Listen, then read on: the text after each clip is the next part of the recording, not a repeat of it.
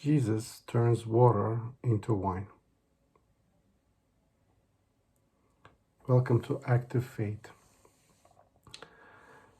In today's reading, we are reading at the Gospel of John, second section of Gospel of John 1 to 11. We are seeing this very first miracle that Jesus had performed. Although this was the first one, it was not the last one in the Bible. Bible is filled with miracles, which we can relate to in this day. It wasn't only for that day that Jesus was showing his miracles, but today this kind of miracles also happens. So back to John 2. In John 2, Jesus and his mom, earthly mom, and his disciples, as we all know, they go to this banquet, the wedding, and they run out of wine. And Mary is turning to Jesus and says, everybody knows the story. Basically, they don't have wine. Why don't you see what you could do? And then, Jesus says, my time has not come yet. But, since mother is asking, he goes ahead and he tells people to fill the jars with water. And then he turns the water into wine, and that the miracle is that water turns into wine. But the second miracle that we're not paying too much attention in this one, that the wine he makes is the best wine possible. And how do we know this? A few verses later, the owner of the banquet is basically stating that everybody brings out the good wine in the beginning, and when everybody's drunk, they bring out the bad wine. So it's there's this kind of a game going on even at that time. So, but he says that this is you waited until the last moment to bring this the most amazing wine.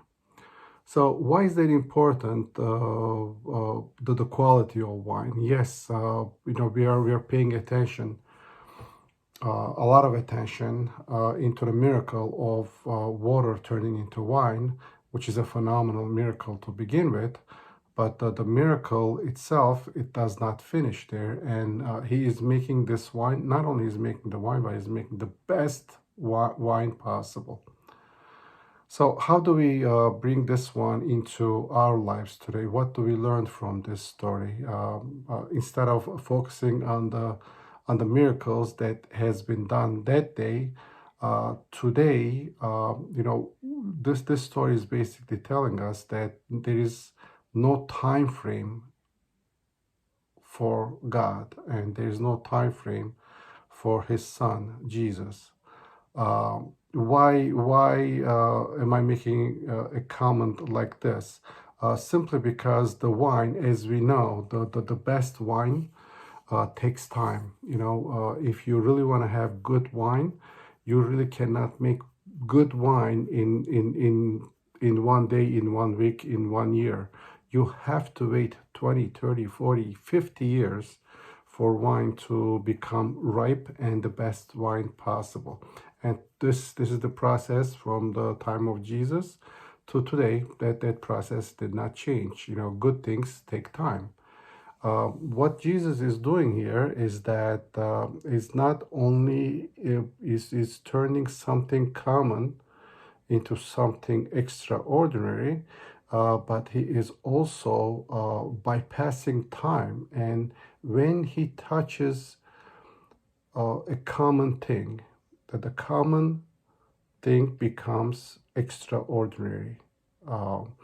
Today, when we look around, when we look at the followers of Jesus, and you could easily see, who's being touched by Jesus and who is not, who is a churchgoer, who is living in Jesus and who is not.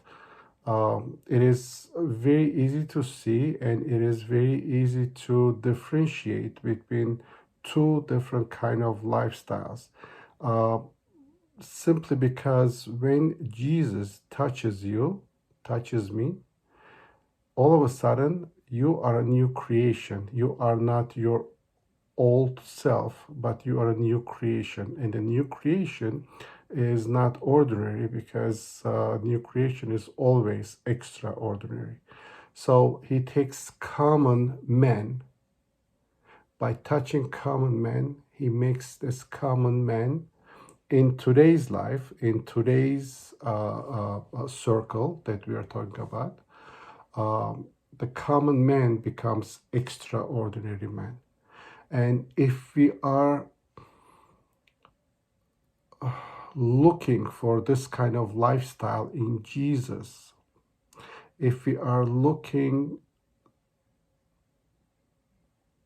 to follow Jesus, to make difference in this world, we have to let Jesus touch us in such a personal way, so that our old self dies and our new self starts following Jesus and starts bearing fruit.